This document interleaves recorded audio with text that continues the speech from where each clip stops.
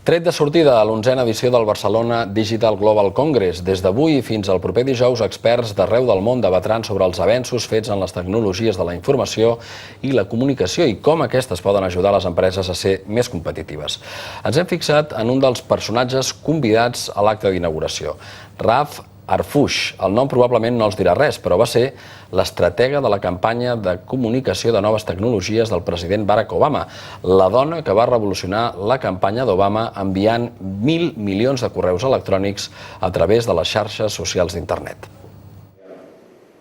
Barcelona acull 8 conferències en 4 dies per parlar de la importància que tenen les noves tecnologies en les àrees de salut, seguretat i mobilitat. Jornades, en definitiva, per demostrar ara més que mai la importància de no quedar-se enrere en la implantació de les tecnologies de la informació i la comunicació al món empresarial.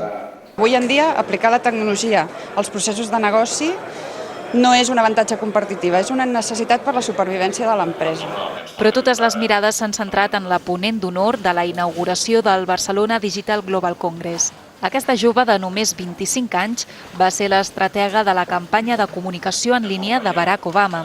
Segons ella, l'èxit de la campanya va raure en l'ús de xarxes socials que van permetre una participació activa del ciutadà. The easiest and most effective way is to go where all of your constituents, where all of your voters are. If they're on Facebook, go on Facebook. If they're on MySpace, go on MySpace. Be where they are, listen to them, and engage them in conversations. All those different ways to make it more human and to tell the story I think are really good tools to use.